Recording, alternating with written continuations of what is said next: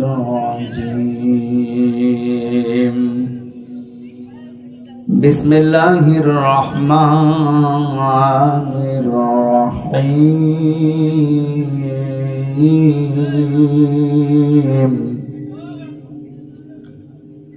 واتل عليهم نبأ بني آدم بالحق واتل عليهم نبأ بني آدم بالحق إذ قربا قربانا فتقبل من أحدهما ولم يتقبل من الآخر قال لأقتلنك قال إنما يتقبل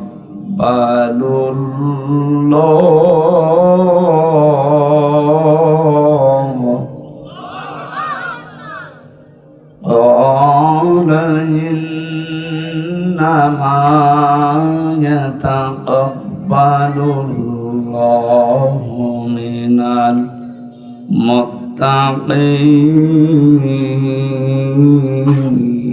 المتقين صدقت يا ربنا. عن أبي هريرة رضي الله تعالى عنه قال قال النبي صلى الله عليه وسلم الدنيا سجن المؤمن وجنة الكافر رواه ابن ماجه.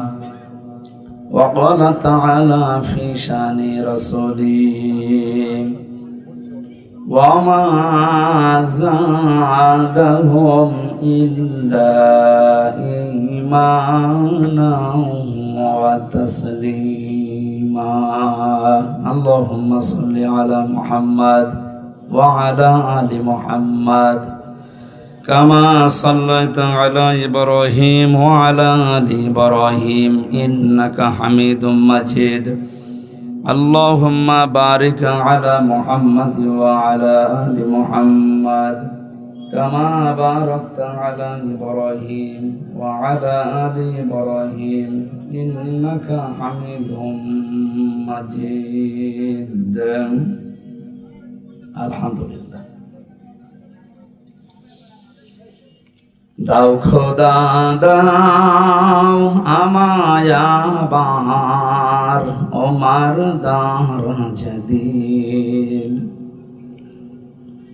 দাওয়ানের মতো বীর সেনানি জাগাতে নিখিল। দাও খোদা দাও আমায় আবার ওমার দারাজ দিল। হামজাকে দাও ঘরে ঘরে জীবন দিতে অকাতরে আবার কাবা ভাঙতে এলে পাঠাওয়া বাবিল। দাও খোদা দাও আমায় আবার ওমার দারাজ দিল। সাচ্চা ঈমান দিয়ে পাঠাও শত সাহাবা তাদের দেখে বিশ্ব আবার বলুক মারহাবা। আবার পাঠাও আবু বকর ফিতনা ফাসাদ শোক সমর অনড় অটুট পাহাড় সম দাও সে মনের মিল। দাও খোদা দাও আমায়াবার ওমার দরাজ দিল। আলহামদুলিল্লাহ। দিনাজপুর জেলার সদর থানার অন্তর্গত পাঁচবাড়ি হাই স্কুল ময়দানে এলাকাবাসী কর্তৃক আয়োজিত তাফসীরুল কোরআন মাহফিলের স্বনামধন্য সভাপতি হাজিউল হারামাইন আলহাজ মোহাম্মদ আব্দুল বারী, সহ সভাপতি বিশিষ্ট আইনজীবী জনাব অ্যাডভোকেট তহিদুল হক, আতালাল্লাহু উমরাহু ওয়া বারাকাল্লাহু ফি হায়াতি, বলেন আমিন। মাহফিলের প্রধান অতিথি নবনির্বাচিত চেয়ারম্যান দিনাজপুর সদর উপজেলা পরিষদ, আমাদের অভিভাবক জনাব মোহাম্মদ এমদাদ সরকার, বিশেষ অতিথি হিসাবে অনেকগুলো মানুষের নাম এখানে দেখতে পাচ্ছি। একবারে দোয়া করছি সবার জন্য, ওয়ারাফা'না লাকা যিকরাক, নাকি একটা একটা করে দোয়া করবে? অনেক সময় হয়ে গেছে, রাত 10টা বাজে ফেরায়। আল্লাহ তাদের সম্মান মর্যাদা শুধু দুনিয়া না, অভয় জগতে যেন দান করেন। প্রায় 5 ওয়াক্ত নামাজের পরেই একটা আয়াত মানুষ পড়ে আমরা দেখি। কাবা শরীফ তাওয়াফ করার সময় দেখেছিলাম লক্ষ লক্ষ মানুষেরা রুকনে ইয়ামানি থেকে হজরে আসওয়াদ এই জায়গাটা পার হওয়ার সময় পড়ছিল, রব্বানা আতিনা ফিদ দুনিয়া হাসানা ওয়া ফিল আখিরাতি হাসানা ওয়া কিনা আযাবান নার। এর ভেতরে 16টা বিষয় আছে। কয়টা? মানুষ কাবার সামনে নিয়ে বলে, আল্লাহ আমাকে দুনিয়ায় শান্তি দাও, স্বস্তি দাও, নিরাপত্তা দাও, কল্যাণ দাও, আখিরাতেও শান্তি, স্বস্তি, নিরাপত্তা, কল্যাণ দিও, আর জাহান্নামের আগুন থেকে আমাদের সবাইকে বাঁচাও।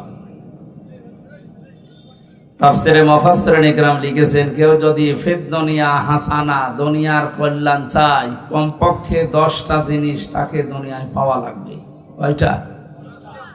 আফিল আখিরাতি হাসানা, আখিরাতের হাসানা বা কল্যাণ আমাদেরকে দাও।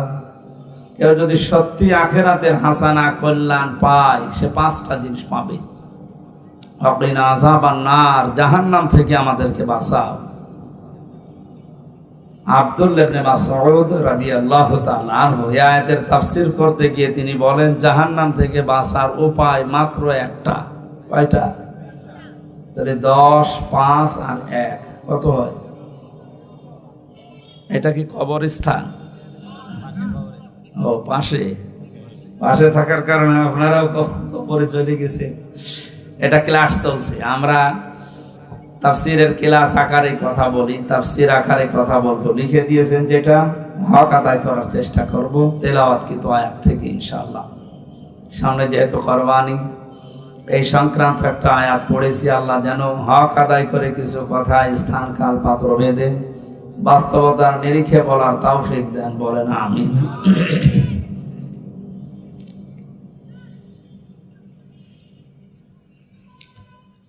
দিনাজপুরবাসী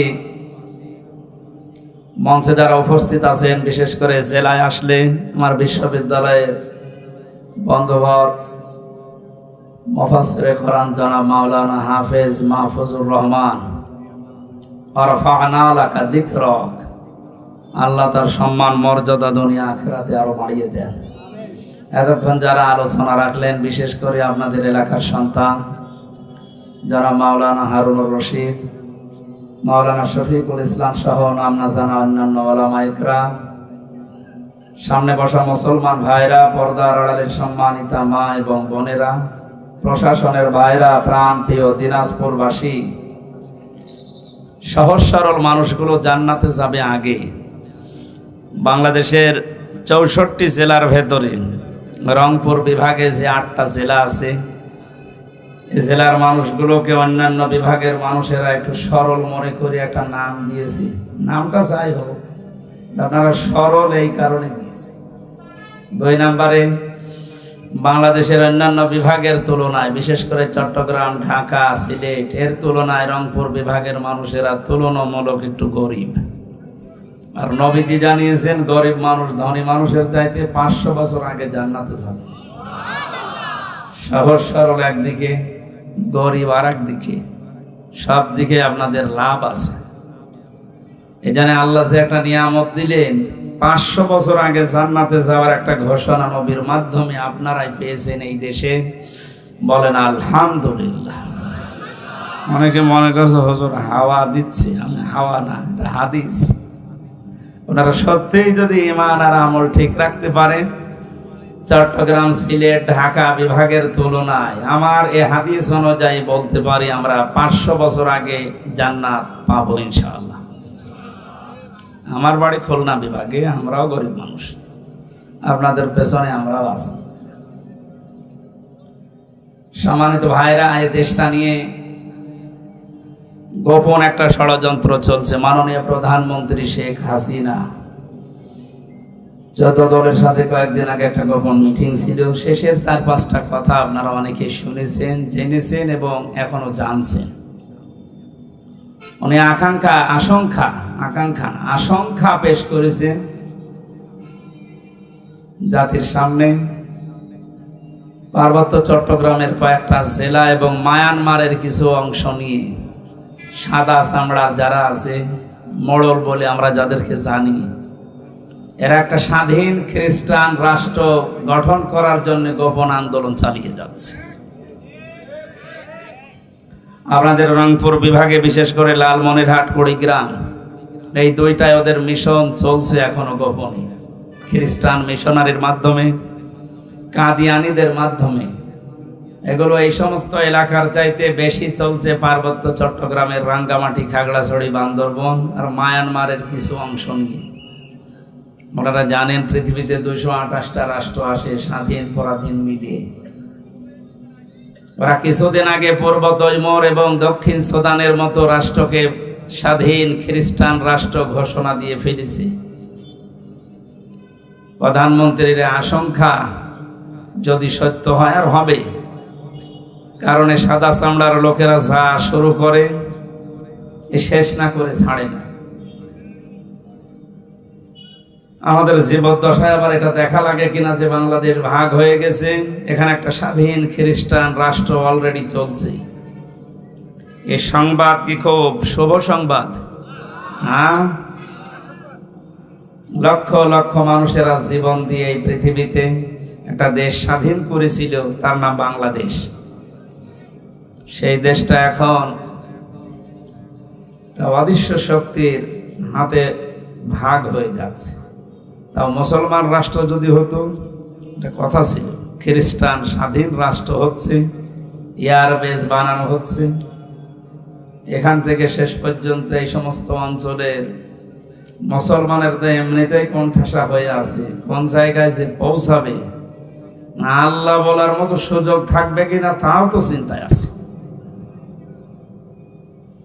আমরা এমনিতে যে অবস্থায় এখন বাস করছি, এরকম টুপিওয়ালা দাড়িওয়ালা 10টা মানুষকে আপনি বাড়িতে নিয়ে খাবার খাওয়াবেন, 5 বার থানায় কল চলে যাবে যে গোপন মিটিং হচ্ছে।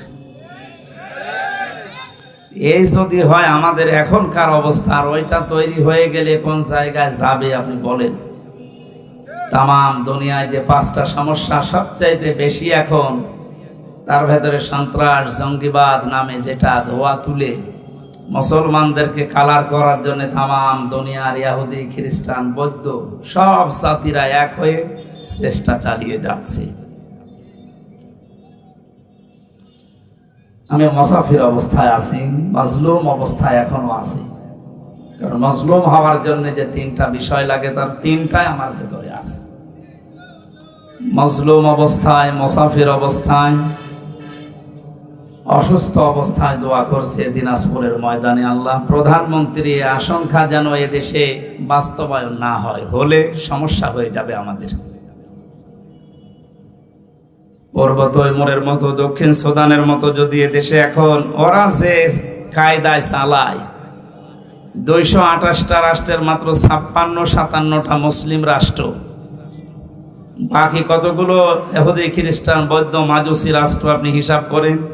একটা গণভোটের মাধ্যমে শেষে দেখা যাচ্ছে ঘোষণা হয়ে গেছে যে এটা দক্ষিণ সুদানের মতো, পূর্ব তৈমুরের মতো স্বাধীন খ্রিস্টান রাষ্ট্র বাংলাদেশের ওই অঞ্চল নিয়ে শুরু হয়ে গেছে।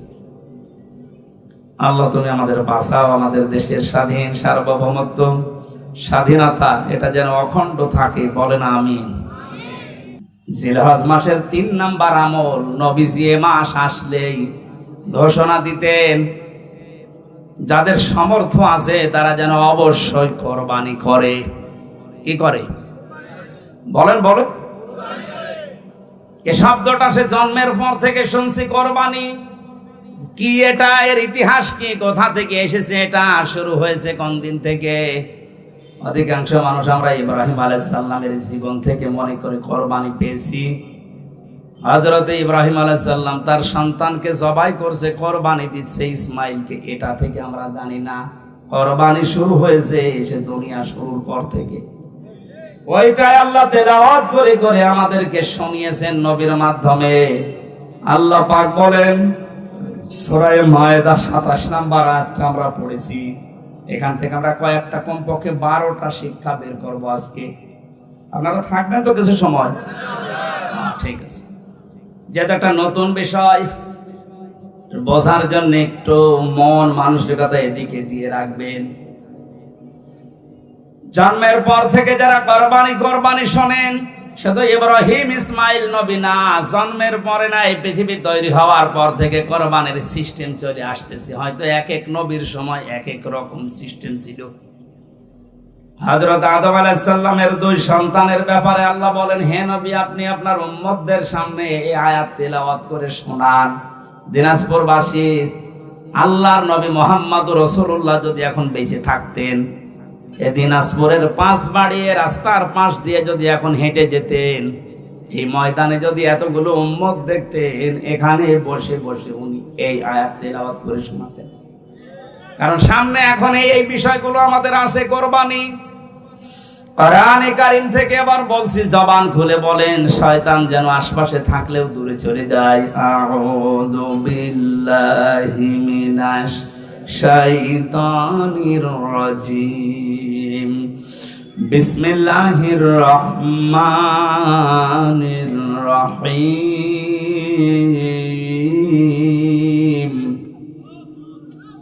ওয়াতলু আলাইহিম নাবা বানাই আদম বিল হক, ইলা আখিরি আয়াত। সূরা মায়েদা কোন সূরা? বলেন বলেন। মায়েদা মানে দস্তরখানা। মায়েদা মানে কি? 120টা আয়াত আছে, 16টা রুকু আছে। আমরা মাত্র একটা আয়াত 27 নম্বর আয়াতের 1 ভাগ পড়েছি 4 ভাগের। আপনি দেখেন এর ভেতরে কত কথা লুকিয়ে আছে। যদি 1-1.5 ঘন্টা আমি এভাবে বলি, দেখবেন 1-1.5 ঘন্টায় কিছুই হবে না, মনে হচ্ছে শুরু হচ্ছে। একটা আয়াতের 4 ভাগের 1 ভাগে যদি এত কথা আল্লাহ লুকিয়ে রাখে, পুরা কোরআনে কত আয়াত আছে, কত কথা আছে, এইটা কিয়ামত পর্যন্ত হায়াত দিলে আপনি শেষ করতে পারবেন না। আর তার কাছে মানুষ আসতে চায় না। নামকরণ যেহেতু বললাম, এই জন্য একটু কথা 2-1 মিনিট বলছি। মায়েদা মানে দস্তরখানা। তামাম পৃথিবী আল্লাহ আমাদের জন্য দস্তরখানা হিসাবে বানিয়ে দিয়েছেন। নবীজি আয়াতের ব্যাখ্যা করতে গিয়ে আমি ফি জিলালিল কোরআনে পেয়েছি, বিশ্বনবী মুহাম্মদুর রাসূলুল্লাহ সাল্লাল্লাহু আলাইহি ওয়াসাল্লাম বলেন, কেউ যদি দস্তরখানা বিছিয়ে খাবার খায়, পড়ে যাওয়া খাবারগুলো যদি কেউ খেতে পারে দস্তরখানায়, তাহলে তার জান্নাতের হুরের মহরানা আদায় হয়ে যায়। এই কথা বুঝলে সুবহানাল্লাহ বলছেন তো? দস্তরখানায় পড়ে যাওয়া খাবার উঠিয়ে খেলে জান্নাতের হুরের দেড়মোহর আদায় হয়। আপনি এখনো মরেননি, জান্নাত পাবেন কিনা গ্যারান্টিও নেই। অথচ 1500 বছর আগে নবীজি এই কথা আমাদেরকে শুনিয়েছেন যে দস্তরখানায় পড়ে যাওয়া খাবার উঠিয়ে খেলে জান্নাতের হুরের দেড়মোহর আদায় হয়। তাহলে আমলটা যদি আজকে থেকে শুরু করি, বিশ্বাস অন্তত করতে পারবো যে আমি আর যাই হোক জান্নাত পাবো। না তো নবীজি কথা বলতেন না।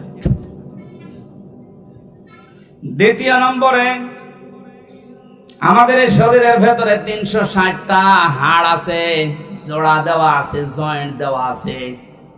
আল্লাহর নবী বলেন, সাহাবীরা তোমরা প্রতিদিন 360টা এই জোড়া আছে এই জোড়া রগের হাড়ের সাদগা আদায় করবা।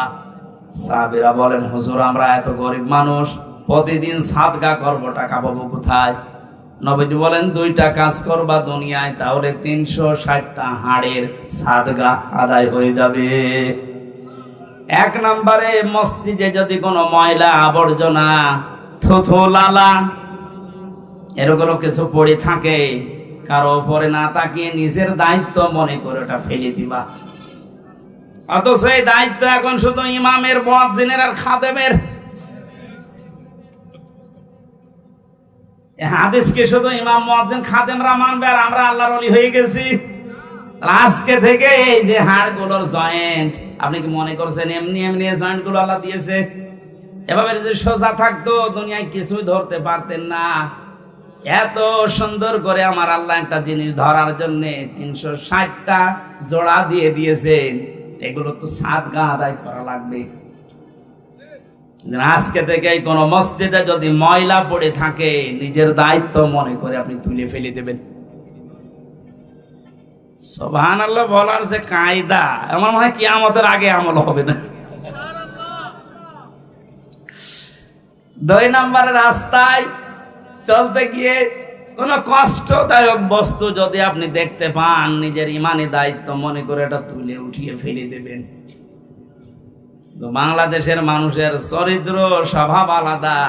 রাস্তার ময়লা মাটি এগুলো তুলে আরো ফেলে দেওয়ার কথা, আর আমরা বাড়ি ঘরের সব পরিষ্কার করা ময়লা রাস্তায় এনে ফেলে রাখি থাক। নবীজি বলেন, যারা রাস্তার কষ্টদায়ক বস্তু তুলে ফেলে দেয়, এদের ইমানের যে 77টা অঙ্গ আছে তার ভেতরে সর্বনিম্ন স্তর এইটা, যে তার ইমান আছে, বোঝা যাবে রাস্তার কষ্টদায়ক বস্তু তুলে ফেলে দিয়েছে।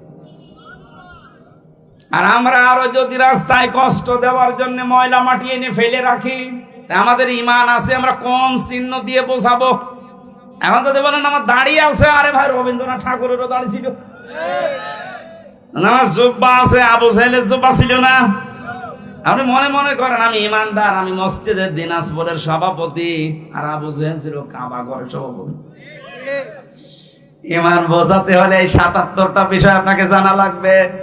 প্রথম হচ্ছে লা ইলাহা ইল্লাল্লাহর ঘোষণা দেওয়া, সর্বনিম্ন হচ্ছে রাস্তার কষ্টদায়ক বস্তু তুলে ফেলে দেওয়া। নবীজি বলেন, যদিও তুলে ফেলে দিতে পারে তাহলে বুঝবে সে যেন তার ভেতরে ঈমান আছে। পৃথিবীর মানুষেরা 7.5 দিকে তাকান, এক এক এলাকাকে আল্লাহ এক একটা প্লেটে যেমন 4-5 রকমের খাবার দেয়, এই বাংলাদেশটাতেও আমার আল্লাহ এক একটা অঞ্চলকে খাবারের প্লেট ওইভাবে সাজিয়েছে। দিনাজপুরে যেভাবে লিচু হয়, আমাদের কুষ্টিয়াতে, মেহেরপুরে, চুয়াডাঙ্গায় আপনি পাবেন না। আমাদের এলাকায় যেটা হয় ওইটা এখানে পাওয়া যাবে না, তামাক। ছাগলেও খায় না, অথচ দিনাজপুরের লোকেরা খায়। হ্যাঁ, কথা বলছো না কেন? এই যে রংপুরে আকিস গ্রুপের, এরপরে লালমনিরহাটে আকিস গ্রুপের যে বিশাল ভান্ডার, এগুলো তৈরি হচ্ছে আপনাদের এলাকায়, তাহলে আপনারা না খেয়ে তো অন্তত ছাড়েন না। বিড়ি ছাড়া খাচ্ছেন, এই বদ অভ্যাসটা আজকে আল্লাহর জন্য বাদ দিয়ে দেবেন। কারা কারা বাদ দিতে পারবেন দেখি? বিড়ি ঘর কয়েকটা আছে এখানে, আলহামদুলিল্লাহ আজকের মাহফিল সাকসেস হবে, আপনি ছেড়ে দেবেন ভাই। শুধু দোষ আপনারও দেয় না, আপনার স্ত্রী নেই। সম্মানিত মা বোনেরা যদি এসে থাকেন, আপনার স্বামী যদি বিড়ি খায়, সিগারেট খায়, ওর বিছানা আলাদা করে, ও শয়তান থাকে কোন জায়গায় দেখবো, শেষে যে থাকতে পারবে না, বাধ্য হয়ে ওই ছেড়ে দেবে।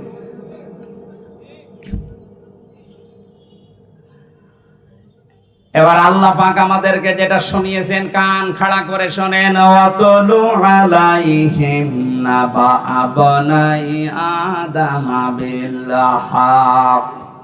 হে নবী, আপনার উম্মতদেরকে এই দিনাজপুরে যারা উম্মত দাবি করছে, তাদের সামনে আপনি আদম নবীর 2 সন্তানের কোরবানির যে কাহিনী এটা তেলাওয়াত করে শোনান।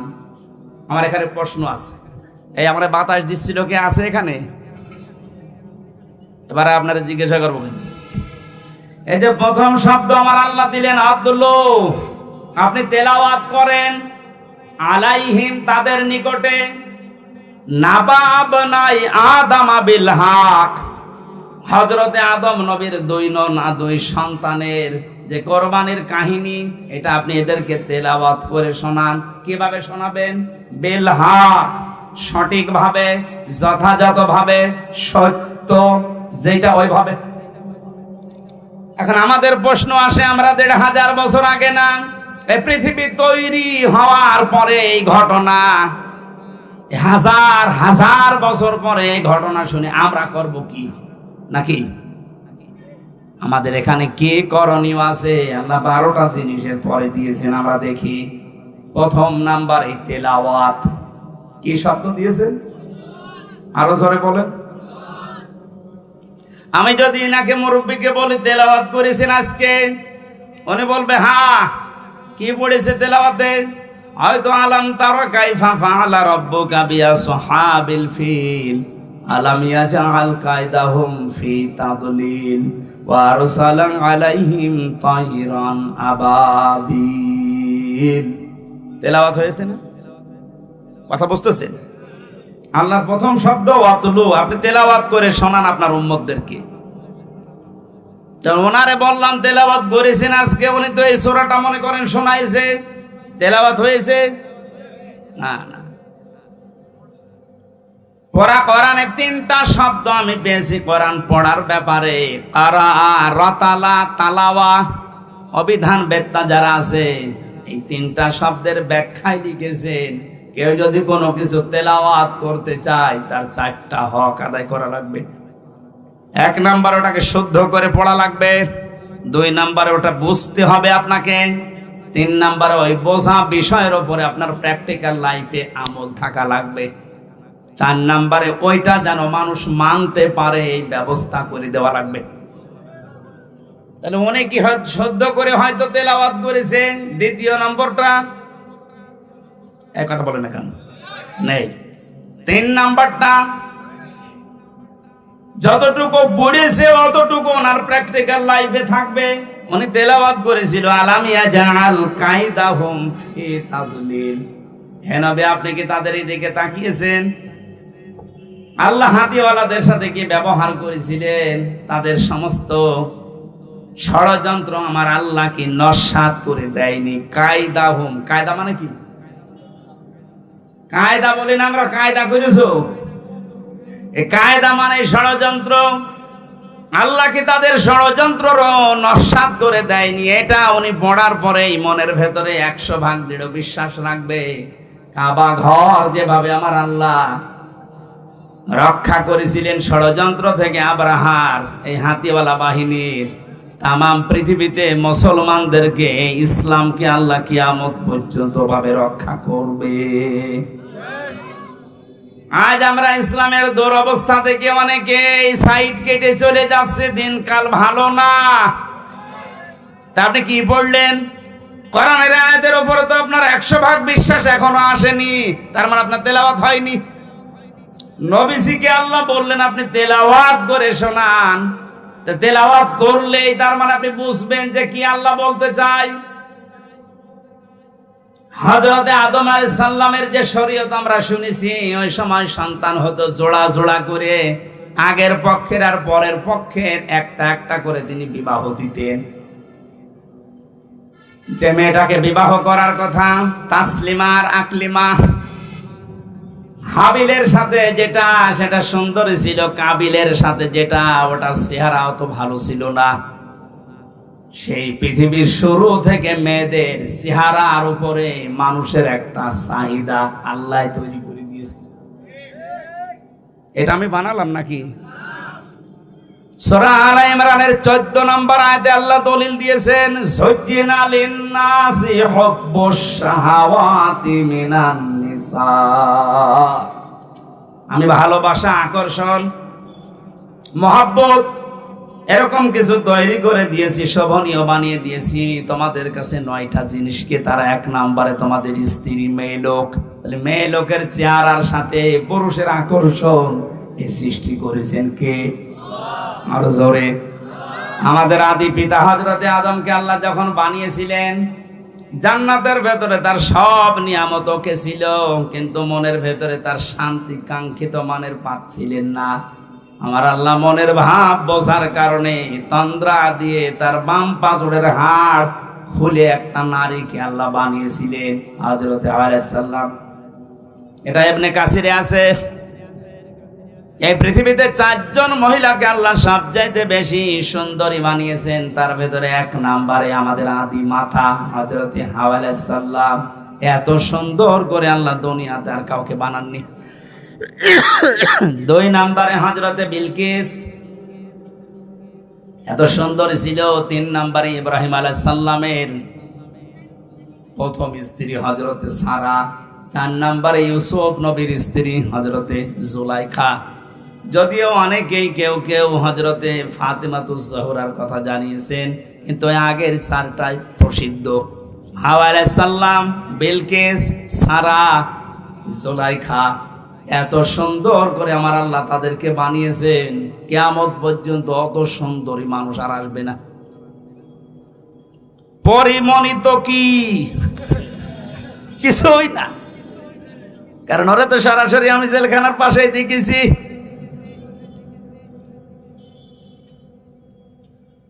হযরতে হাওয়াকে এত সুন্দর করে আল্লাহ বানিয়েছেন। আদম নবী তন্দ্রা অবস্থায় ছিলেন, ঘুম থেকে উঠেই দেখলেন বাম পাশে কি গো, তিনি ধরতে যাচ্ছিলেন আর তাকিয়েছেন। আল্লাহ পাক আদেশ দিলেন তাকানো যাবে না, ধরাও যাবে না।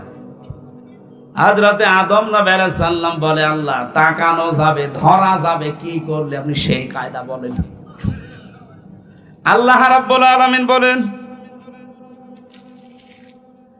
আল্লাহ পাক বলেন তাকানো যাবে, ধরাও যাবে, একটা কাজ করা লাগবে, বিয়ে করা লাগবে।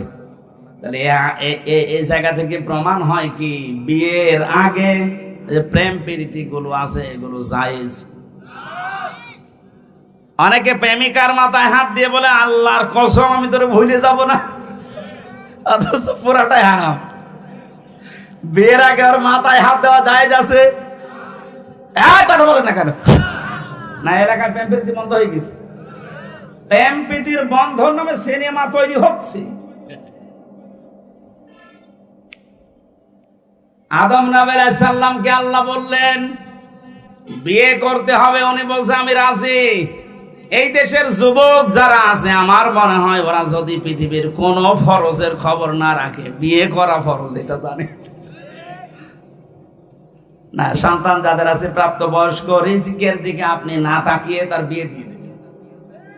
বিয়ে করলে যে সমস্ত উপকার গুলো আছে আপনি এগুলো টের পাবেন না।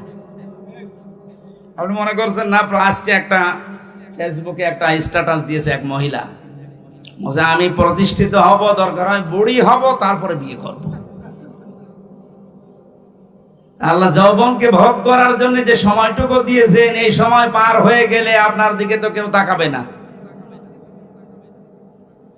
এই জন্য মেয়েদের শুকরিয়া আদায় করা দরকার পুরুষের এই যৌন চাহিদাকে। এটা আছে বলে আপনি আজ এত দামি। কথা বলেন। পুরুষের এই চাহিদাকে যারা মর্যাদা দাম দিতে চায় না, সেই পরিবারগুলোতে আমরা দেখতে পাই এরা পরকীয়া প্রেমে লিপ্ত হয়। আপনি মুরব্বী মানুষের শুধু বুঝবেন না, পরকীয়া প্রেমে এলাকায় নেই। যারা পরকীয়া প্রেমে লিপ্ত আছেন এখনো পর্যন্ত 3টা ক্ষতি হবে দুনিয়া। 1 নম্বরে চেহারার উজ্জ্বলতা নষ্ট হয়ে যাবে। 2 নম্বরে আপনার রিজিকের বরকত আল্লাহ কমিয়ে দেবে। 3 নম্বরে মরণের সময় আপনি ঈমান পাবেন না, বেঈমান হয়ে মরবেন। নাউজুবিল্লাহ বলে শেষ করে দিচ্ছেন, আর কিছু করবেন না।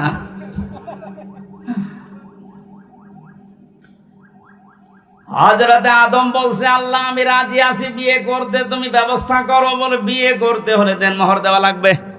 কোথায় পাবো? কিচ্ছু নেই আমার কাছে। আল্লাহ পাক ওই দিন বলেছিলেন আমার নবী মুহাম্মদুর রাসূলুল্লাহর নামে 10 বার দরুদ পড়ো, ওইটাই দেনমোহর হয়ে যাবে।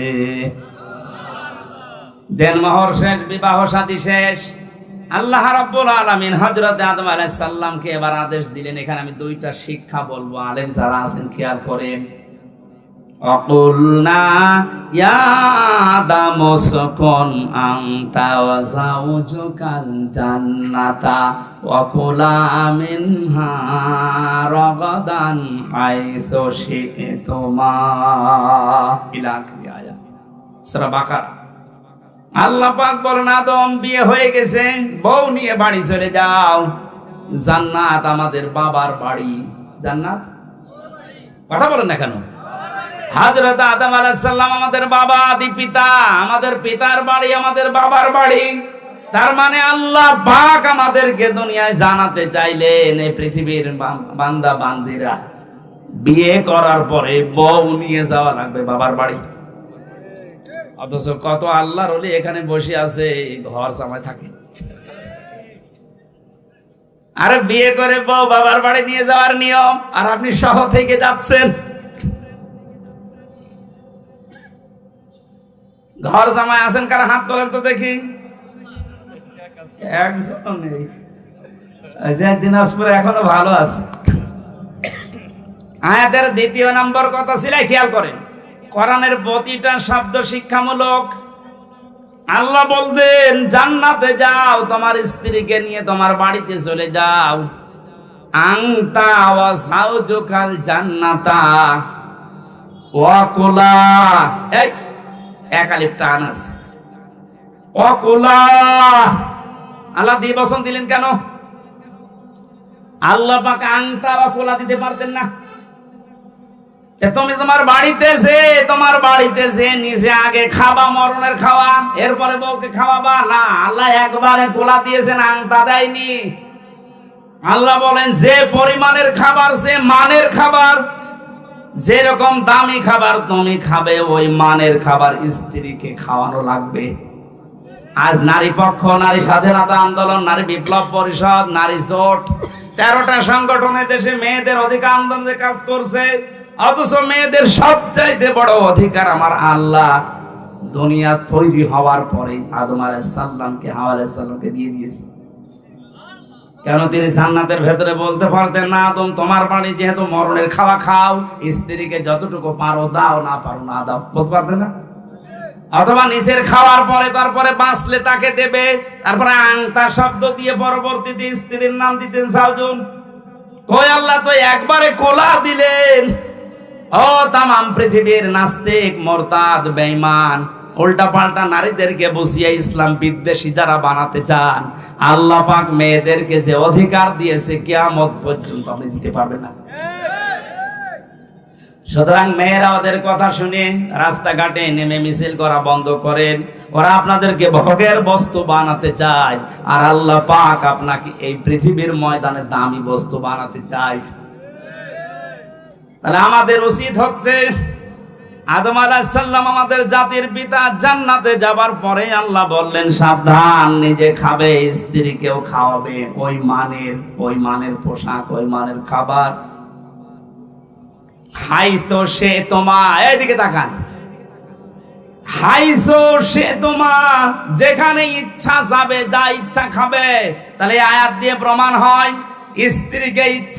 স্ত্রীকে সাথে নিয়ে বেড়াতে যাওয়া, ঘুরতে যাওয়া, বিভিন্ন জায়গায় যাওয়া জায়েজ আছে।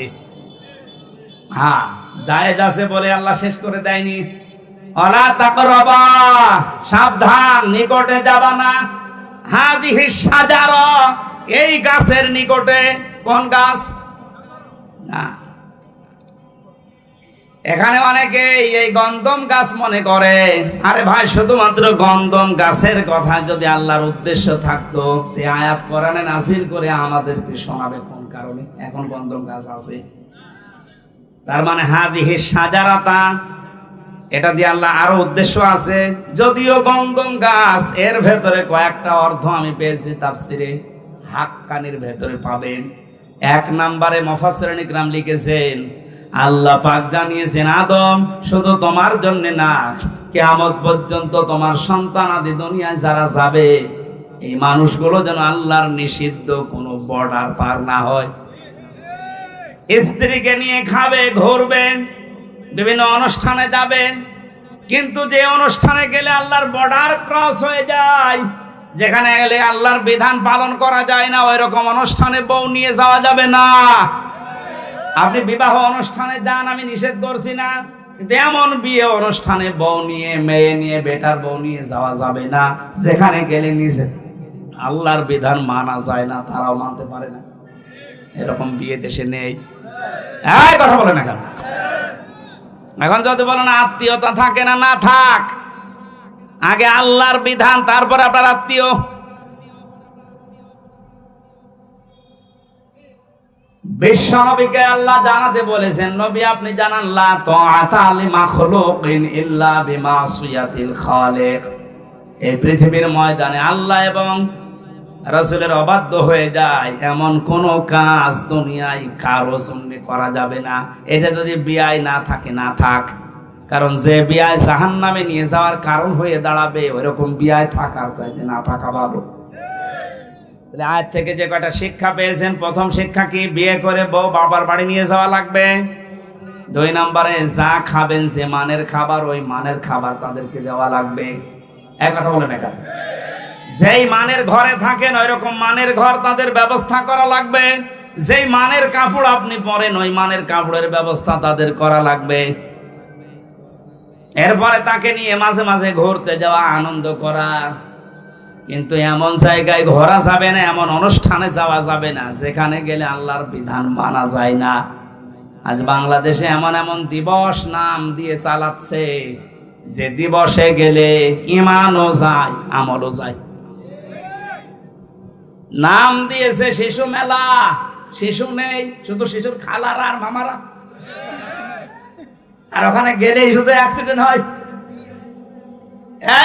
কেন এরকম অ্যাক্সিডেন্টের মেলা নেই? নাম দিয়ে শিশু মেলা, শিশু খুঁজে পাওয়া যাচ্ছে না, খালি শিশু খালারা আর মামারা।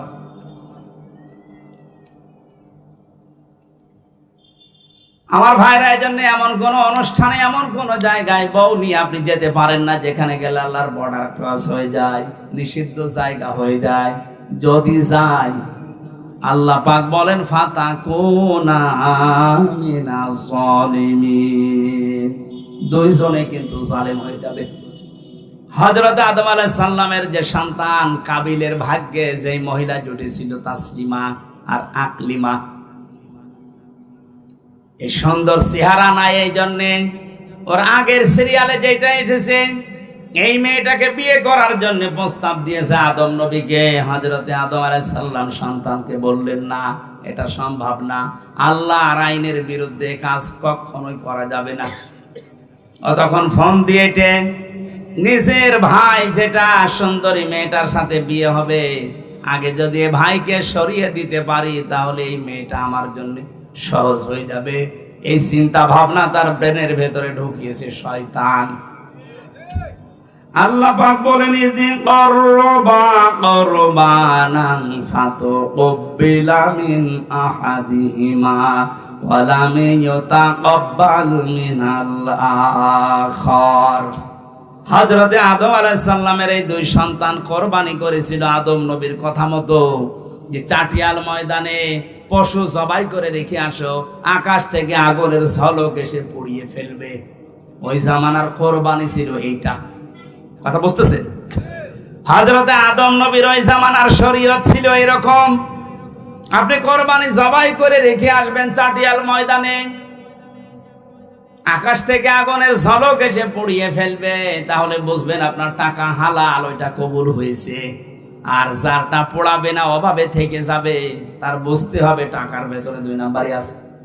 আমার মনে হয় এই শরীয়ত যদি আজ বাংলাদেশে থাকতো, কত মানুষ যে ধরা খেত আল্লাহ ভালো জানে। এই জন্য যারা অবৈধ ইনকাম করে, যাদের টাকা পয়সা হালাল না, সুদের টাকা, ঘুষের টাকা, মানুষ ফাঁকি দেওয়া টাকা, জেনে শুনে তাদের সাথে কোরবানি করা জায়েজ নেই। যদি কেউ করে জেনে শুনে, তাহলে আপনার হালাল টাকার কোরবানি হবে না। নাকি মাসলা করা ভুল হয়ে গেল? এই এলাকায় এসব আছে। আপনি কোরআনে যত জায়গায় কোরবানি শব্দটা পাবেন দেখবেন তার আগে আল্লাহ নামাজের কথা দিয়েছেন, ওলে ইন্না সলাতি ওয়া নুসুকি। এই যে সলাতি ওয়া নুসুকি, নুসুক শব্দের অর্থ তিনটা। 1 নম্বরে কোরবানি, 2 নম্বরে হজের ক্রিয়াকলাপ, 3 নম্বরে ইবাদত বন্দেগী। আপনি 1 নম্বরেই ধরেন কোরবানি দেওয়া। আল্লাহ আগে নামাজ, এরপরে কোরবানি দিয়েছেন। ফাসাল্লি লিরাব্বিকা ওয়ানহার, আপনি রবের নামে নামাজ পড়েন, এরপরে কোরবানি দেন। এখান থেকে মাসলা বের হয়, যারা নামাজ পড়ে না তাদের সাথে কোরবানি করা জায়েজ নেই। এলাকায় করেন কেউ, আপনারটাও হবে না।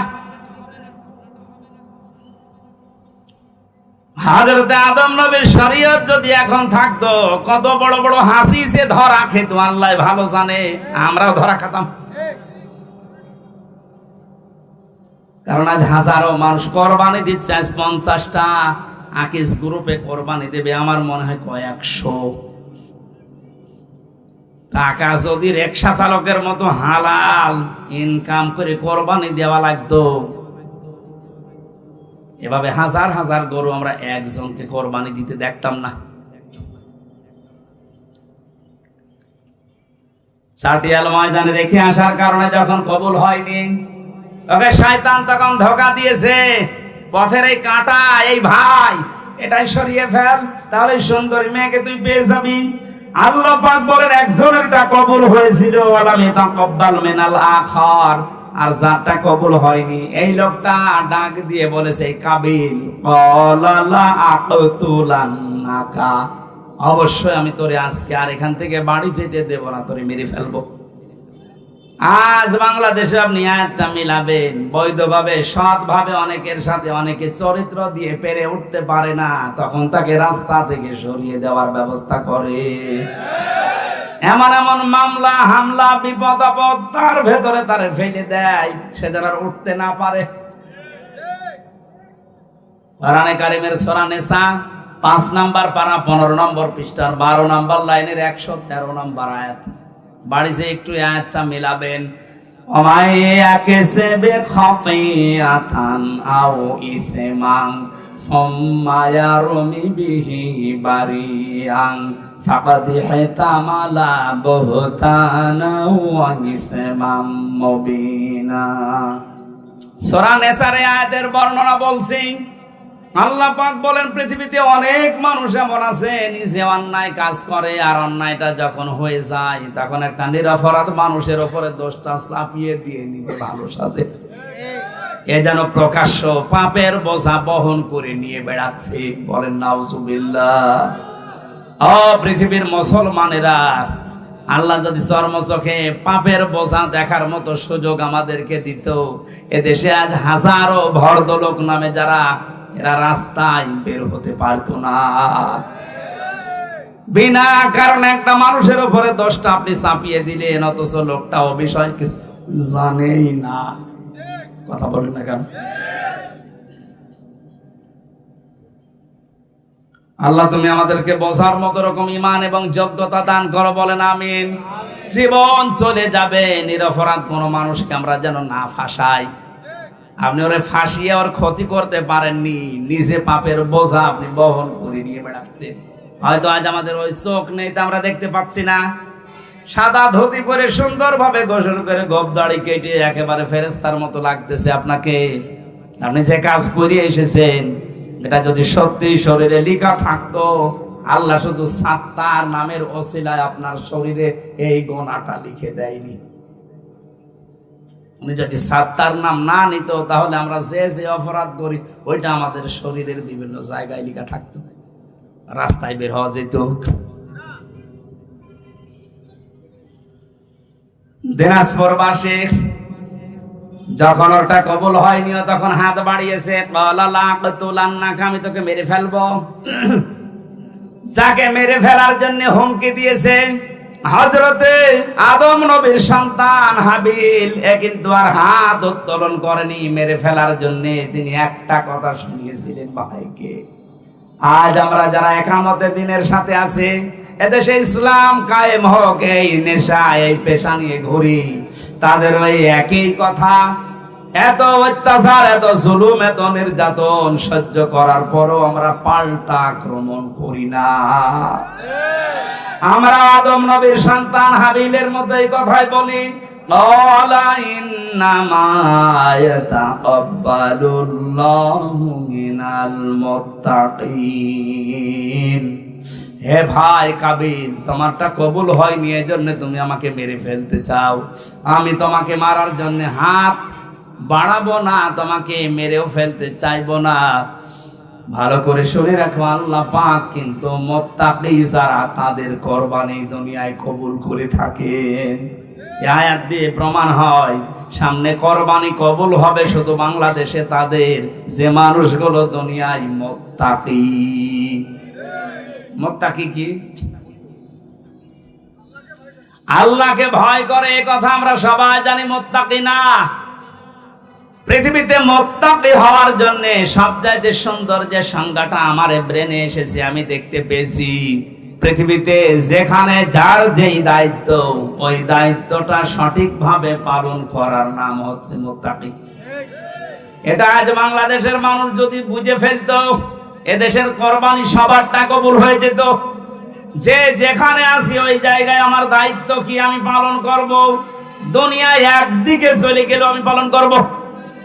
এখানে আমি যখন বসি, এই চেয়ারটা আমার জন্য একটা আমানত। এটা কি হবে কি হবে না, ওদিকে ভাবার সময় কোরআনপন্থী লোকদের থাকে না। কারণ আমি মুত্তাকি, আমার এই দায়িত্ব, এই আমানত আমি পালন করবই। আজ 48,000-এর উপরে পীর এই দেশে, লক্ষ লক্ষ আলেমেরা।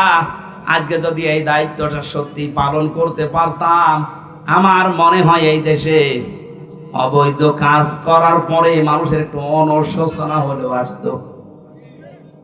শুধু জুলুম করার কারণে যারা দায়িত্বে আছে, ওরাই আল্লাহর দরবারে দাঁড়াবে মনে করছেন? এই দেশের হাজার হাজার আলেম, হাজার হাজার মসজিদের ইমাম, খতিব, বক্তা, এরা আল্লাহর দরবারে আসামির কাঠ গড়ায় দাঁড়ানো লাগবে।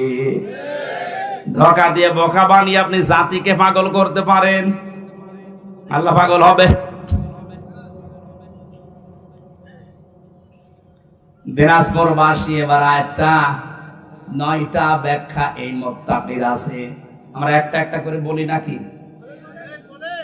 না, আপনাদের মনে হয় এরকম আগ্রহ আর নেই। আগ্রহ আছে যে বারবার ডিস্টার্ব করছে, কিছু বলছেন না। এই যে বারবার 2 বার দিল, বলে টাকা তোলেন, টাকা দিন। টাকা আমি তুলতে পারিনি। টাকা তোলার জন্য তো কিছু হাওয়া দেওয়া লাগে, তো সে হাওয়া পাবো কোথায়? জিলহজ মাস শুরু হয়ে গেছে। এ মাস আসার পরে নবীজি কমপক্ষে কয়েকটা কাজ উম্মতদেরকে করার জন্য নির্দেশ দিয়েছেন। আমরা কয়েক মিনিটে নবীর ওই নির্দেশগুলো একটু শুনি, যদি পালন করতে পারি। 1 নম্বর, এই মাস আসলে বিশ্ব নবী রোজা রাখতেন। যেদিন কুরবানির ঈদ শুরু হবে ওই দিনের আগ পর্যন্ত। সুতরাং আজকে আমার মনে হয় রোজা রাখা ভালো ছিল। যারা রাখেন না, নফল রোজা, এটা খুব জোর দিয়ে বলছি না, রাখবেন যদি পারেন। রোজা রাখলে শরীর সুস্থ থাকে এবং অনেক দিক থেকে উপকার আছে। যারা গ্যাস্ট্রিক, আলসার, এই সমস্ত রোগের দোহাই দিয়ে রোজা রাখতে চান না, বিশ্বনবী যে সিস্টেমগুলো চালু করেছিলেন, প্রত্যেক মাসে 3টা করে রোজা রাখতেন, প্রত্যেক সপ্তাহে 2টা করে রোজা রাখতেন, আশুরার যে রোজা রাখতেন, জিলহজ মাসের যে রোজা রাখতেন, রমজানের রোজা রাখতেন। এগুলো খেলা করার জন্য আমাদের উপরে দেয় না। নবীজির অন্যান্য রোগ আমরা দেখতে পেয়েছি, কিন্তু কোনোদিন পেটের প্রিয়া, গ্যাস্ট্রিক, আলসার, এই রোগ নবীজির ছিল না। কারণ রোজা রাখলে ওই রোগগুলো আস্তে আস্তে ভালো হয়ে যায়। সুবহানাল্লাহি ওয়া বিহামদিহি। যাদের অভ্যাস আছে আপনারা রাখবেন, সুস্থ থাকতে পারবেন। 2 নম্বরে, মাস আসলে নবীজি জিকির বাড়িয়ে দিতেন। কি বাড়াতেন? বলেন বলেন। জিকির মানে আমাদের ওই তাহেরি ভাইয়ের মতো জিকির না, এও জিকির করে। আল্লাহর নামে কিছুক্ষণ জিকির চালায়, এরপরে এমন এমন মানুষের নাম নিয়ে জিকির করে যেটা প্রকাশ্য শিরক। প্রকাশ্য কি? তার কথাগুলো কোরআনে কারিমের 2টা আয়াতের পুরা বিরুদ্ধে। সূরা আনআম 50 নম্বর আয়াত, আর সূরা হুদ 34 নম্বর আয়াত। এই সমস্ত আয়াতের পুরা বিরুদ্ধে ওই মাওলানার কথা। মাওলানা বলে ভুল হবে। বললাম লিকুলি নাফসি, হে নবী আপনি বলেন যে আমার সম্পর্কে আমার কোনো আয়ত্ত নেই, যে আমি ভালো করব না মন্দ করব এটা আমার আয়ত্তে নেই। এবং এ কথা আমি বলি না যে আমি ফেরেশতা হয়ে গেছি, আল্লাহর ধনভাণ্ডার আমার কাছে আছে আর আমি গায়েবের খবর তোমাদের বলতে পারি, এ কথা আমি বলি না। কে বলছেন বলেন তো? আল্লাহ নবীজিকে দিয়ে কথাগুলো বলাচ্ছে যে আপনি বলেন যে আমি গায়েব জানি না, আল্লাহর ধনভাণ্ডার আমার কাছে নেই আর আমি ফেরেশতাও না। আমার কাজ কি? আমার কাছে ওহী আসে, আমি এইটা তোমাদের কাছে প্রচার করি, এইটাই আমার কাজ। অথচ আল্লাহর ধন রসুলকে দিয়ে আল্লাহ গেছে গায়েব হয়ে। এই সমস্ত উল্টাপাল্টা কথা যারা জিকিরের নাম দিয়ে আজ চালাচ্ছে জাতির ভেতরে, কোরআনের আয়াতের বিরুদ্ধে গেলে মানুষ কাফের হয়ে যায়, মুশরিক হয়ে যায়। কি হয়ে যায়? কোন কাফেরের মুশরিকের জানাজা পড়া জায়েজ আছে? এখন যারা জেনারেল শিক্ষিত মানুষগুলো, বিশেষ করে নবনির্বাচিত চেয়ারম্যান সহ যারা বসে আছে, এ কথা বললে ওনারা ধারণা করবে এক হুজুর আর এক হুজুরের বিরুদ্ধে বলছে। ও হুজুর, ওরে বললে গুনাহ হবে, ওর তো আর ইমানই নেই, ও তো কাফের হয়ে গেছে। কোন কাফেরের মুশরিকের জানাজা পড়া জায়েজ আছে? কেউ যদি জেনে শুনে কোনো হারাম কাজ করে তারও ইমান নষ্ট হয়ে যায়। আমি জেলখানায় 3টা বছর পার করে আসলাম, কয়েকদিন আগে এসেছি। মাওলানা মামুনুল হক আমার সাথে ছিল। যতদিন ওনার সাথে সকালে আর দুপুরে খাবার খেতাম, মাঝে মাঝে আমারে বলতো, হামজা যদি বাইরে যেতে পারি জীবনে কোনো কাফের মুশরিকের জানাজা পড়াবো না, যাবো না। বললাম এইটা নিয়ে আপনি এত কঠিন? এটা কোরআনের সরাসরি নির্দেশ। বিশ্বনবী নিজের চাচা মুশরিক ছিল, আবু তালেব। কি ছিল? বলেন বলেন। সে যখন মারা যাচ্ছিল তার কাছে যে বলেছিলেন, ইয়া আম্মি আবি তালিব লা ইলাহা ইল্লাল্লাহ হাজ্জুল লাকা ইনদাল্লাহি ইয়াউমাল কিয়ামা। বুখারী শরীফের হাদিস। হে চাচা, আপনার জলে বলা লাগবে না, আপনার কানের কাছে শুধু মুখ নিয়ে বলেন যে লা ইলাহা ইল্লাল্লাহ মুহাম্মাদুর রাসূলুল্লাহ বলার দরকার নেই, কারণ ওইটার সাক্ষী তো আমি হয়েছি। আপনি শুধু আল্লাহর একত্ববাদের এই স্বীকার আমার কানের কাছে মুখ নিয়ে করেন, আমি কিয়ামতের দিন আল্লাহর কাছে ঝগড়া করে আপনাকে জান্নাতি নিয়ে দেব। পাশে দাঁড়িয়েছিল আবু জেহেল আর আবু সুফিয়ান। ডাক দিয়ে বলে, নেতা পড়বা? সারা জীবন বাপদাদার ধর্ম অনুসরণ করলে এখন ভাতিসারে নতুন ধর্ম গ্রহণ করে কলঙ্কিত হবা। বিশ্বনবীর দিকে তাকিয়ে বলেন, ভাতিজা আমি তোমাকে ভালোবাসি, তোমার এই কালেমাটা আমি পড়তে পারলাম না, তুমি আমারে মাফ করে দিও। দিনাজপুরবাসী মাফ করার একচ্ছত্র মালিকানা কার? নবীজির আছে। নবীজি কাউকে মাফ করতে পারে? নবীজির মন খারাপ হয়ে গেল। সঙ্গে সঙ্গে জিবরাইল এসে সূরা কাসাসের 56 নম্বর আয়াতটা নাযিল করলেন, ইন্নাকা লা তাহদি মান আহবাবতা ওয়ালাকিন্নাল্লাহা ইয়াহদি মাইয়াশা ওয়া হুয়া আ'লামু বিল মুহতাদিন। আল্লাহ পাক বলেন, হে নবী আপনি মন খারাপ করেন, এটা আপনার চাচা আমি জানি। এ সারা জীবন আপনাকে কোলে নিয়ে কাঁখে নিয়ে চুমা দিয়ে লালন পালন করেছি, আমি দেখেছি। হেদায়েত আপনার হাতে ছেড়ে দেয়নি যে যাকে ভালো লাগে তাকে দিয়ে দেবেন। এটা আমি আল্লাহ আমার নিজের হাতে রেখেছি। আমি যাকে ভালোবাসি, আমি যাকে মনে করি ইচ্ছা করি তারে হেদায়েত দেয়। আর আমি আপনার চাইতে ভালো জানি যে হেদায়েত পাবে কে। আপনি আপনার চাচা মনে করে বারবার চেষ্টা করছিলেন যে কানের কাছে মুখ নিয়ে হলেও অন্তত একবার বললো আপনি তারে জান্নাতে নিয়ে যাবেন আমার সাথে বলে, কিন্তু লোকটার অবস্থা তো আমি জানি। আপনার দিকে তাকিয়ে ও নেতাদের দিকে তাকিয়ে সিদ্ধান্ত পাল্টিয়ে ফেলেছে। এই অবস্থায় মারা গেল। নবীজি আবু তালিবের কবরের পাশে দাঁড়িয়ে পর্যন্ত দোয়া করেছিলেন, হে আমার মাবুদ, আমার চাচা আবু তালিবকে তুমি মাফ করে দাও। সঙ্গে সঙ্গে ফেরেশতা জিবরাইল এসে বলে, হে নবী হাত নামান। কার জন্য হাত তুলেছেন? এই লোকটা আপনার চাচা, আল্লাহ তো ভালোভাবে জানে, কিন্তু লোকটা তো মুশরিক। লোকটা কি বলেন না কেন? মা কানা লিন নাবিয়্যি ওয়াল্লাযীনা আমানু আইয়াস্তাগফিরু লিল মুশরিকিনা ওয়ালাউ কানু উলি কুরবা ইলা আখির আয়াত।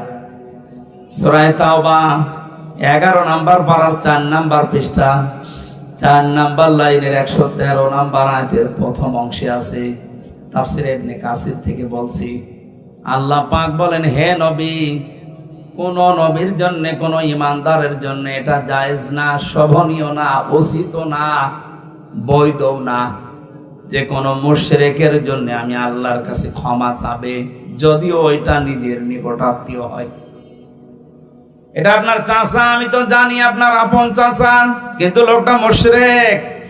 আপনার জন্য শুধু না, কিয়ামত পর্যন্ত এই আয়াতটা কোরআনে থাকবে। ইমানদার যারা, তারাও যেন মুশরিকের জন্য দোয়া না করে, ক্ষমা না চায়।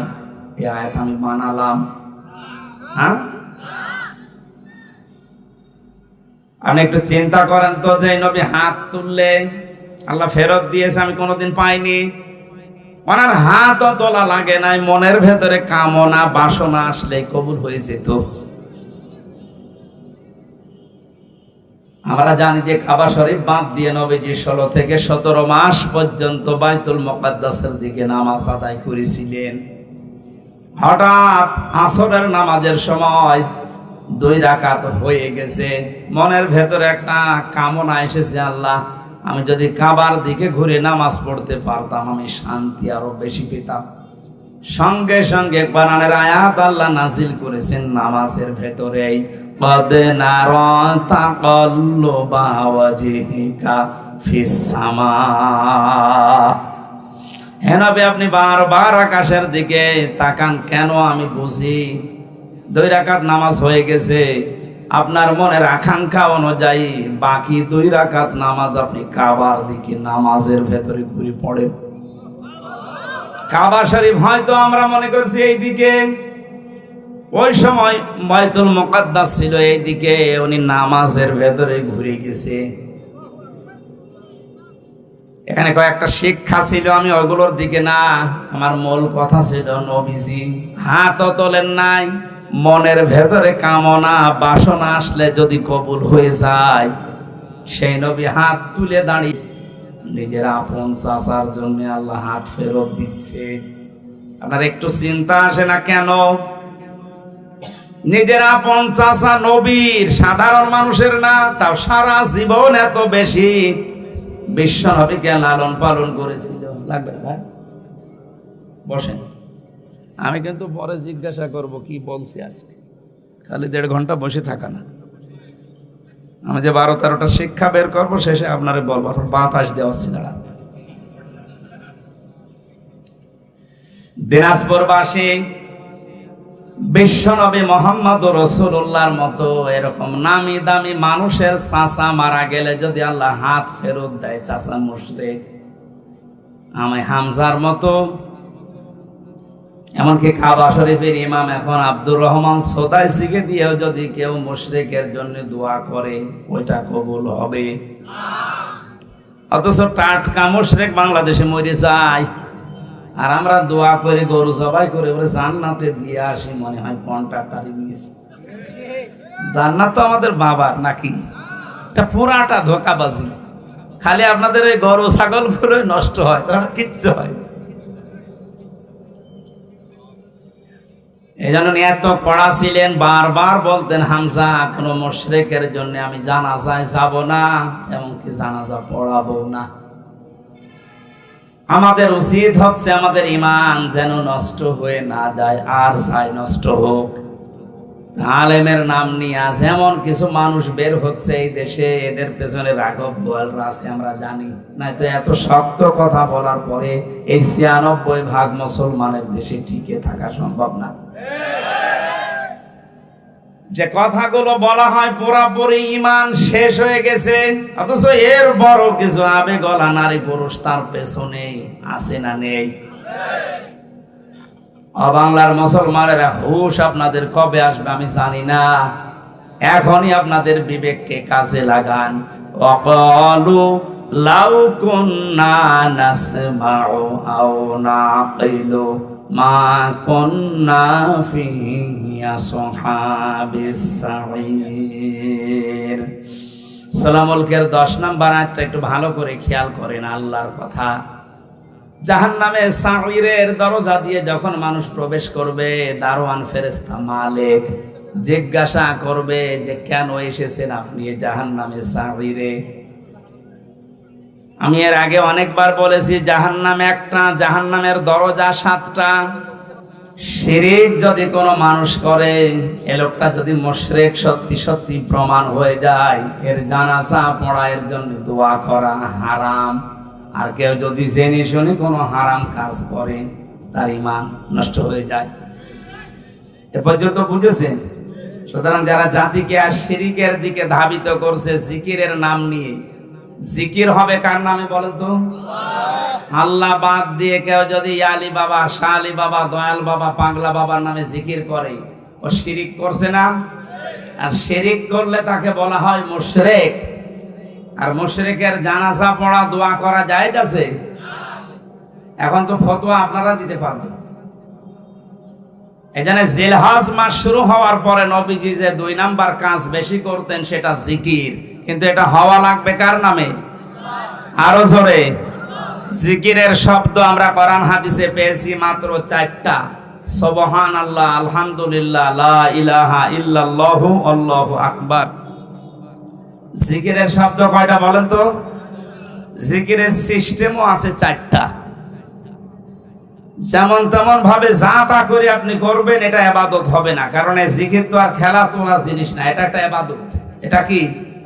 নামাজে দাঁড়িয়ে যেমন এদিক ওদিকে তাকালে নামাজ হয় না, কথা বললে নামাজ হয় না, হাসলে নামাজ হয় না, হয়? বলেন। নামাজের ভেতরে যদি মন এদিক ওদিকে চলে যায়, আমলে কাসির হয়, তাও নামাজ হয়। তাহলে ওটা যদি ইবাদত হয়, জিকিরও কি? জিকির যদি ইবাদত মনে করে কেউ করে থাকেন, শব্দ হচ্ছে জিকিরের। আবার বলেন তো কয়টা? বলেন। সিস্টেম 4টা। 1 নম্বরের শব্দ হচ্ছে আযকুর রাব্বাকা ফি নাফসিকা তাদাররুআ ওয়া খিফাতা ওয়া দুনাল জাহরি মিনাল কওলি ইলা আখির আয়াত। সূরা আরাফের 205 নম্বর আয়াতের প্রথম অংশে আছে, হে নবী আপনার রবকে আপনি যখন ডাকবেন মনে মনে ডাকবেন। কিভাবে? দিনাজপুরবাসী এটা রেকর্ড হচ্ছে, কালকে সারা দুনিয়ায় ছড়াবে। সবাইকে উদ্দেশ্য করে বলছি, জিকির যেহেতু ইবাদত, আর জিলহজ মাস আসলে নবী যেটা বাড়িয়ে দিতেন, সুতরাং পদ্ধতি নেওয়া লাগবে নবীর কাছ থেকে, কোনো বাবার কাছে না। 1 নম্বরের শব্দ কি? সুবহানাল্লাহ। 2 নম্বরে আলহামদুলিল্লাহ। 3 নম্বরে লা ইলাহা ইল্লাল্লাহ। 4 নম্বরে আল্লাহু আকবার। এর বাইরে কোনো জিকিরের শব্দ নেই। যদি থাকে ওগুলো দোয়া দরুদ। আমি কিছুক্ষণ আগে যেটা বললাম ওটা কোরআনের আয়াত, দোয়া হিসাবে আমরা পড়ি, রব্বানা আতিনা ফিদ দুনিয়া হাসানা, দুনিয়ায় আমাদের কল্যাণ দাও। ওটা একটা দোয়া, আমরা পড়ি কোরআনের আয়াতকে দোয়া হিসাবে। আর জিকির এটা ইবাদত, এটা নামাজের মতো, হজের মতো, যাকাতের মতো। এটা কি বলেন? শব্দ যে 4টা বললাম, এর বাইরে কোন শব্দ আছে? এমনকি ইয়া রাসূলুল্লাহ, ইয়া রাসূলুল্লাহ জিকির করা হারাম। জিকির রাসূলের নামে নেই, রাসূলের নামে আছে দরুদ শরীফ। রাসূলের নামে কি জিকির? শুধুমাত্র করা লাগবে কার নামে? উযকুরুল্লাহা কামা আল্লামাকুম। জিকির করো ওইভাবে যেভাবে আল্লাহ শিখিয়েছেন। তা আল্লাহ সূরা আরাফের 205 নম্বর আয়াতে তো শিখিয়ে দিলেন আপনার রবের জিকির করবেন মনে মনে। 2 নম্বরে ভীত সন্তুষ্ট হয়ে, 3 নম্বরে কান্না জড়িত কণ্ঠে, 4 নম্বরে উচ্চ আওয়াজ বাদ দিয়ে। এর রেকর্ডকৃত বিষয় ছড়িয়ে দেবেন কালকে। সারা পৃথিবীর মুসলমানদেরকে বলছি, যেখানে যান এই 4টা সিস্টেমের বাইরে যদি কেউ জিকির দেয়, ওটা জিকির না, ওটা ওর ফিকির। আমি আশা করি এটা ক্লাস চলছে, আপনি ছাত্রের মতো বুঝেছেন। নাকি আমি রিপিট করব? এক ছাত্র এসে কাঁদছিল বাবার কাছে, জিজ্ঞাসা করছে কি কাঁদো কেন? কথা বলে না। কি কাঁদো কেন, কিছু বলো। সে রেজাল্ট দিয়েছে। রেজাল্ট দিয়েছে তো ভালো, ফেল করেছে না পাস করেছে? ছেলেটা বলছে আব্বা ফেল করলেও তো কথা ছিল, ছিলাম 5-এ নামিয়ে দিয়েছে 3। এরকম ছাত্র নাই তো আপনার? আবার আমি যা বলছি মনে থাকতেছে? সকালবেলা থেকে জীবনে কার্যকারী করা লাগবে। সুতরাং জিকিরের নামে উল্টাপাল্টা সবচাইতে বেশি এটা ভেজাল চলে বাংলাদেশ, ভারত আর পাকিস্তানে। পৃথিবীর বহু জায়গায় আমি আল্লাহর রহমতে গেছি, পাইনি। জিকির একটা ইবাদত, ওরা ইবাদতের মতো করে। অথচ এই 3টা দেশে এমন এমন জিকির চালু করেছে যেগুলো কোরআনে নেই, হাদিসে নেই, করলেই মানুষ মানে ইমান হারা হয়ে যায়। আল্লাহর নাম বাদ দিয়ে আলী বাবা, শাহ আলী বাবা, কি বাবা বাবা নাম তুলিস আল্লাহ জানে। আল্লাহ আমাদেরকে বোঝার তৌফিক দিন, বলেন আমিন। জাহান্নামের এই মালিক যে দারওয়ান ফেরেশতা দাঁড়িয়ে আছে, ও কিন্তু জিজ্ঞাসা করবে যে কেন আসলে এখানে। ওরা 2টা কথা বলবে। যারা জাহান্নামে যাবে তারা কথা বলবে কয়টা? তারা বলবে আমরা 1 নম্বরে শোনার পরে না শোনার ভান করে থাকতাম। এই চরিত্রের মানুষ দেশে নেই, আছে মানে আমরা এ দেশে কোরআন হাদিসের কথা কম বলা হয়। তো অধিকাংশ মানুষ শোনার পরে না শোনার ভান করে থাকে। অমানা যুলামু মিম্মান ইফতারা আলাল্লাহিল কাযিবা ওয়া হুয়া ইদআ ইলাল ইসলাম। সূরা সাফের 7 নম্বর আয়াতের প্রথম অংশে আল্লাহ জানিয়েছেন, এ পৃথিবীতে আমি আল্লাহর ভাষায় সবচাইতে বড় জালেম হচ্ছে ওই লোকটা যাকে ইসলামের দিকে ডাকা হয়, আহ্বান করা হয়, অথচ এই লোকটা ঘাড় ঘুরিয়ে অন্য দিকে চলে যায়। আর এই চরিত্রের মানুষ আমাদের দেশে বেশি। জাহান্নামে লাশার বর্ণনা পড়েছিলাম কোরআনে কারিমের সূরা মারিজে। আল্লাহ পাক জানিয়েছেন, কাল্লা ইন্নাহা লাযা নাসাআতাল লিশাওয়া। জাহান্নামের লাশা একটা দরজার নাম। এখানে ওসি সাহেব আছে, চেয়ারম্যান আছে, জেনারেল শিক্ষিত মানুষ। ওনারা যদি জিজ্ঞাসা করেন জাহান্নাম কয়টা, আমার মনে হয় 1 বাক্যে বলবে 7টা। জিজ্ঞাসা করে দেখে। অথচ কোরআনে কারিমে হাদিসে আমি তো কোরআনের উপরে অনার্স মাস্টার্স করেছি, আমি দেখেছি কোরআনে কোন জায়গায় জাহান্নাম 7টা এ কথা নেই। লাহা সাবাআতু আবওয়াব। আল্লাহ বলেন জাহান্নামের দরজা 7টা। কয়টা? লিকুল্লি বাবিম মিনহুম জুজউম মাকসুম। পৃথিবীতে যে যেই ধরনের অপরাধ করবে, গুনাহ করবে, আল্লাহ তাকে ওই দরজা দিয়ে প্রবেশ করিয়ে শাস্তি দেবে। এখানে যে বর্ণনা চলছে, কোন দরজা? লাযা। বলেন বলেন। আগেরটা গেল সাঈর। 2টা কারণে আল্লাহ সাঈর নামে ওই দরজা দিয়ে প্রবেশ করিয়ে শাস্তি দেবে। 1 নম্বরে যারা শোনার পরে না শোনার ভান করে থাকতো। 2 নম্বরে যারা তাদের আকেল, তাদের কমন সেন্স, যাদের বিবেক কাজে লাগাতো না দুনিয়ায়, এই 2টা গুণ যাদের, তাদের সাঈরে আল্লাহ দেবে। আর লাজায় দেওয়ার জন্য 2টা গুণ আমরা পেয়েছি। 1 নম্বরে তাদউ মান আদবারা ওয়া তাওয়াল্লা। জাহান্নামে লাজা এই দরজা তাদেরকে ডাকবে যারা সত্যকে সত্য জানার পরও ঘাড় ঘুরিয়ে চলে যেত। আর এটাও বাংলাদেশে বেশি। আমাদের জাতির পিতা হযরত ইব্রাহিম নবী আলাইহিস সালাম, তিনি আমার আল্লাহকে খোঁজ করার জন্য নিজের তরফ থেকে চেষ্টা করে করে খুঁজে নিয়েছিলেন।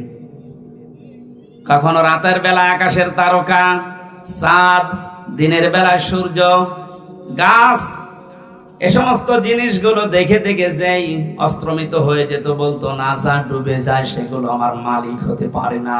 তিনি শেষে ঘোষণায় দিয়েছিলেন, হে আমার জাতির লোকেরা, শুনে রাখো, ইন্নী ওয়াজ্জাহাতু ওয়াজহিয়া লিল্লাযী ফাতারাস সামাওয়াতি ওয়াল আরদা হানিফা ওয়া মা আনা মিনাল মুশরিকিন। এটা জায়নামাজের দোয়া বলে অনেকে চালায়। না না, এটা জায়নামাজের দোয়া না। এখানে অনেকগুলো বিষয় শেখার আছে। যারা ইসলাম সম্পর্কে না জেনে এরকম উল্টাপাল্টা কাজ ইবাদত মনে করে করেন, এগুলো বেদাত হবে। এটা কি জায়নামাজে দাঁড়ানোর দোয়া? এটা কোরআনে কারিমের সূরা আনআম ৭৯ নম্বর একটা আয়াত। এই আয়াতটার ভেতরে 3টা বিষয় আল্লাহ মানুষকে জানাতে চেয়েছেন। মানুষ যখন মেন্টালিটি ঠিক করবে, নামাজে দাঁড়ানোর প্রস্তুতি নেবে, তখন যেন আল্লাহু আকবার বলার পরে এই দোয়াটা আগে পড়ে, এরপরে নামাজ শুরু করবে। আল্লাহকে বলা লাগে যে ইন্নী ওয়াজ্জাহাতু, আমার চেহারা আমি ধরিয়ে দিলাম। চেহারা মানে শুধু এটা না। এই যে আমরা জানি যে মুসলমান, তামাম দুনিয়ার সব মুসলমান একটা শরীরের মতো। একটা শরীরের মতো কোনো জায়গায় যদি আঘাত লাগে, শরীরের মাথা যেমন টের পায়, তামাম দুনিয়ার মুসলমানের কোনো জায়গায় যদি আঘাত লাগে, বাংলাদেশ থেকে অন্তত আপনি এটা টের পাবেন। আমি কয়েকদিন আগে একটা ঘটনা শুনছিলাম। চিত্রনায়ক ছিল মিঠুন, নাম শোনেননি? এই লোকটা পরবর্তীতে সিনেমা জগৎ ছেড়ে দিয়ে, চলচ্চিত্র বাদ দিয়ে চলে আসে ইসলামের লাইনে। ওনার ব্যক্তিগত একটা কাহিনী শুনলাম। একজন মারা গেছে, ওনার কাছে খবর দেওয়ার পরে বলছে একটা লোক বিপদে পড়েছে, পড়ে যাও, মারা গেছে। উনি ইন্না লিল্লাহ পড়লেন না, একটু আফসোস করবেন, করেন। কি হয়েছে ভাই আপনার? একজন মারা গেল, বিপদে পড়লো, আপনি ইন্না লিল্লাহ পড়ে বা অন্য কোনো কিছু বলে? বলছে না, আমার মনের ভেতরে তো ওই রকম কিছু আসতেছে না। কারণ আল মুসলিমও আখুল মুসলিম, মুসলমান মুসলমানের ভাই। নবীজির হাদিস ছিল তামাম পৃথিবীর সব মুসলমান একটা শরীরের মতো। শরীরের কোন জায়গায় আঘাত লাগলে যেমন তামাম শরীরে খবর হয়ে যায়, আপনি আমাকে খবর দিলেন যে একজন মুসলমান বিপদে পড়েছে, মরে গেছে। তা আমার শরীরের ভেতরে তো সেরকম কোনো অনুভূতি আমি পাচ্ছি না। তা আমার মনে হয় তার কিছু হয়নি। পরবর্তীতে খোঁজ নিয়ে দেখা গেল হ্যাঁ, সত্যিই ও বিপদে থেকে বেঁচে গেছে। আমি এটা দ্বারা বোঝাতে চাচ্ছিলাম, একজন মুসলমানের ভেতরে কিরকম অনুভূতি আসলে এসে বুঝতে পারে যে আমার মুসলমান ভাই বিপদে পড়েনি। তাম দুনিয়ার মুসলমানেরা যদি আজ নবীজির হাদিস অনুযায়ী একটা শরীরের মতো আমরা হতে পারতাম, আমার মনে হয় ফিলিস্তিনে যে অবস্থা চলছে আরো অনেক আগে স্বাধীন হয়ে যেত। আমরা ওই হাদিসটাকে ওই ধাঁচে নিয়ে যেতে পারিনি। তাহলে আমার চেহারা বলতে শুধুমাত্র এই মুখমণ্ডল না, আমার ব্যক্তি, পরিবার, সমাজ, রাষ্ট্র প্রত্যেকটা একটা চেহারা। প্রত্যেকটা কি? এই চেহারাগুলো আমি সব আজ ঘুরিয়ে দিলাম আল্লাহ তোমার দিকে। তুমি আসমান আর জমিন বানিয়েছ আমি খেলা করার জন্য, লোক দেখানোর জন্য না, হানিফা একনিষ্ঠ ভাবে আমি ঘুরিয়েছি। এখন আমি আর কারো দিকে নেই। আমি চীনের দিকে নেই, আমেরিকার দিকে নেই, রাশিয়ার দিকে নেই, ভারতের দিকে নেই, আমি আছি তোমার দিকে। এই কথা বলে মানুষ একটা নামাজে দাঁড়ায় আল্লাহু আকবার বলার পরে এই কথা বলতেছে, ও কোন জায়গায় আছে আপনি টের পাচ্ছেন? আল্লাহর সামনে সরাসরি দাঁড়িয়ে। ওমান আমিনাল মুশরিকিন, আর বলছে আল্লাহ আমি কিন্তু মুশরিক না। জাতির পিতা হযরত ইব্রাহিম আল্লাহকে খোঁজ করে করে তিনি পেয়েছিলেন। আর আমাদেরকে ইসলামের নিয়ম নীতিগুলো চোখে আঙ্গুল দিয়ে দেখিয়ে দিলেও আমরা অনেকে মানতে চাই না। আমি এটা বোঝাতে চাচ্ছি, জাহান্নামে লাসার এই দরজা তো তাদের ডাকবে যে মানুষগুলোকে সত্য জানার পরও যারা অহংকার করে ঘাড় ঘুরিয়ে দুনিয়া থেকে মুখ ফিরিয়ে চলে। আর এটা দিন দিন এদেশে বেড়ে যাচ্ছে। যারা মাল সম্পদ জমা করে আর এগুলো সংরক্ষণ করা যায় কি করে সেই চেষ্টায় থাকে সব সময়। এই আয়াতের তাফসীর অনুযায়ী দুইটা কথা খুব গোপনে বলছি, মাইক বাদ দিয়ে বলবো নাকি? কোরআনে কারিমে আল্লাহ রাব্বুল আলামিন জানিয়েছেন, ওমান আ'রাদা আন যিকরি ফাইন্না লাহু মাঈশাতান দনকা ওয়া নাহশুরুহু ইয়াওমাল কিয়ামাতি আ'মা। সূরা তাহার 124 নম্বর আয়াতে আল্লাহ পাক জানিয়েছেন, আল্লাহর বিধান, আল্লাহর আইন বাদ দিয়ে পৃথিবীতে কেউ যদি উপায় করে, টাকা পয়সা কামাই করে, ইনকাম করে, দুইটা ক্ষতি হবে তার। এক নম্বরে আল্লাহ তার দুনিয়ার জীবনটা দঙ্কা সংকীর্ণ করে দেবে।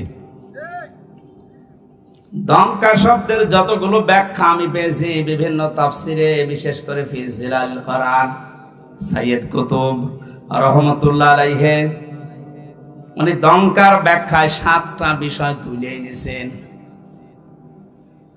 আপনারা শুনতেছেন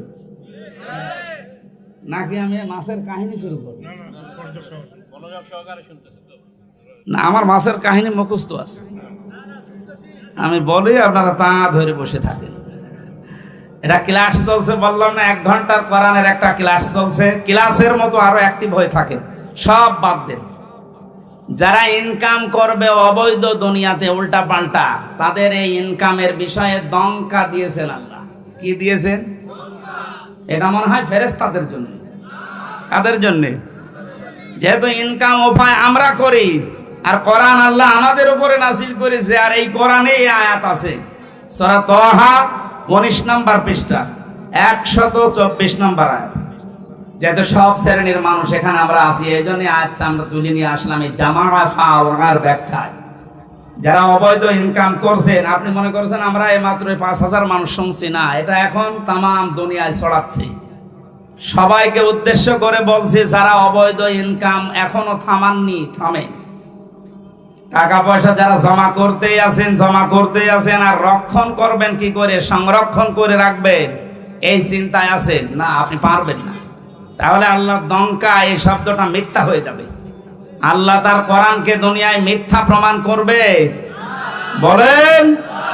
সুতরাং এর ভেতরে যা আছে কার্যকর 100 ভাগ হবে, আর এটা যে হচ্ছে আপনাকে আমি দেখাচ্ছি। দাঁড়া, দঙ্কার কয়টা ব্যাখ্যা বললাম? বলেন।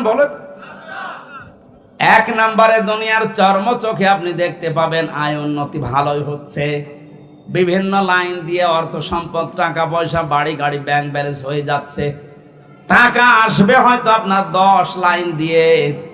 আল্লাহ বলেন, আমার আইন, আমার বিধান, আমার জিকির বাদ দিয়ে যদি ওগুলো উপায় হয়, তোমার ওই টাকা ব্যয় হবে 15 লাইন দিয়ে। ওগুলো আসবে হয়তো 10 লাইন দিয়ে, বাজারের টাকা, ব্রিজের টাকা, কালভার্টের টাকা, কত জায়গায় আপনি সব সেট করে রেখেছেন, শুধু নিজে কিছু করেন না, ফেরেশতা সেট করা আছে। মাসে মাসে ওখান থেকে আপনার অ্যাকাউন্টে টাকা আসবে 10 লাইন দিয়ে, যাবে 15 লাইন দিয়ে। 2 নম্বরের ব্যাখ্যা, যারা অবৈধ ইনকাম করে, তাদের এই অবৈধ জিনিস আল্লাহ দুনিয়াতে তাদের ভোগ করতে দেয় না। এটা যে দেয় না তার প্রমাণ বাংলাদেশে নেই, নাম ধরা লাগবে। সাবেক এই লোকটা গোপালগঞ্জের 4 ভাগের 1 ভাগ নিচে কিনে নিয়েছিল।